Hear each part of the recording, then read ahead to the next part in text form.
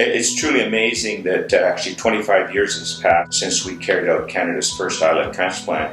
And looking back over those 25 years, we were very fortunate that the Alberta Diabetes Research Foundation came and funded our research, because back then, when we wanted to carry out Canada's first islet transplant, no one wanted to fund our research. I mean, they looked at it as strictly as a research, and it wasn't ready for prime time or clinical activity. And we're very fortunate people such as Donna Browski and Judy and Joanne Langner and Art and many others decided, and these were people that lived within Edmonton, that really had something in common. They all had a diabetic child, and so they decided, why not form our own foundation, the Alberta Diabetes Research Foundation, which was called at the time.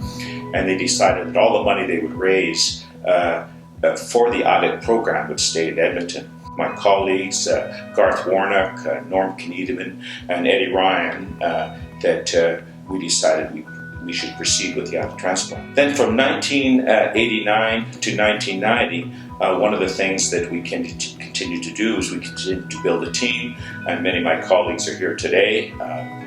Greg Corbett is here, James Shapiro, and others.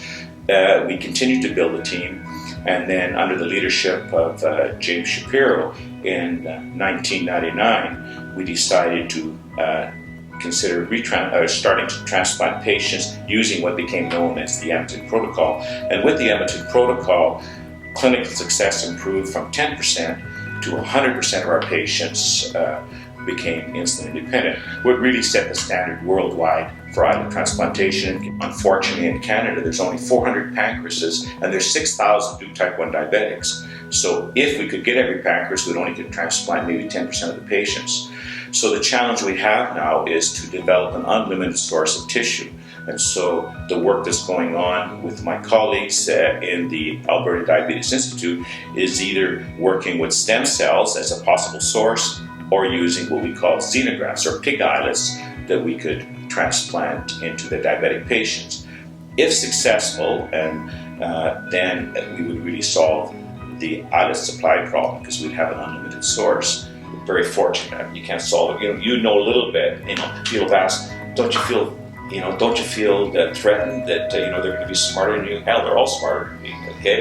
Okay. So why? And I think it's just bringing these people together under one roof, that have certain expertise and working under a common goal, and mine and theirs being the islet program. And I think one of the things that truly in Edmonton we're very fortunate is having the Alberta Diabetes Foundation in place that raises money specifically to fund research. We have you stand up. It's a video.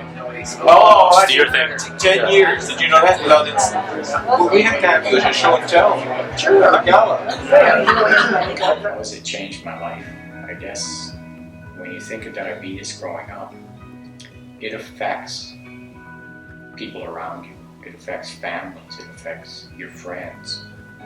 And it's not my life. It's everybody's life. So in our case, my wife, as an example, doesn't have to worry if I won't wake up in the morning. I, as a diabetic, don't have to think about, do I need to refuel? Do I need to have food in me? And that food will get me through the next half hour, or the next hour, or the next 2 hours. A diabetic makes a decision when you're brittle and you're a critical diabetic.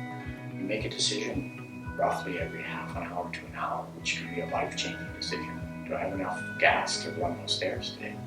To get to the next meeting, to get to the next football game, to get whatever it is that you're doing in your life. So for me, it's changed that, but it's changed the people around me. It's changed the friends. They don't feel so on edge all the time. I was fortunate.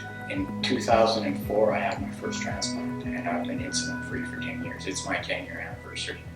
I can tell you that before that, I could not remember not being a diabetic. There was nothing that I could think about that didn't have something related to the disease growing up and all through my life until this transformable change in my life. now for 10 years, I mean, I've even missed a meal. I don't want my doctors to hear that, but I've even actually missed a meal. And everything's been fine. I didn't have to worry about low blood sugar. We were able to just function normally as anybody else can in society and throughout your day-to-day lives. It's life-changing and mind-boggling, to be quite honest with you. Diabetes as a disease affects your body in many ways. In our family, there was 2 of us growing up. My brother didn't make it past his mid-30s. I'm here. I'm here because of those advancements. Think about that with a child that's just been diagnosed. They're just looking at how do I cope with this? And if the future looks bleak to the families, this kind of a treatment, this kind of a transplant, this research that we're doing in Alberta that's world-class and world-leading research, and it's not done in other places around the world, this is the best place to have this disease, because I know with the talented scientists we have here, we'll move this bar forward, and the cure is just around the corner. It's here, it's on our doorstep, and I'm confident we'll all be cured. And those children that are being diagnosed right now won't have to look for that, losing a sibling, losing a brother, losing whatever. The families can be assured that their lives will be better and they'll be whole. They'll have whole lives all throughout.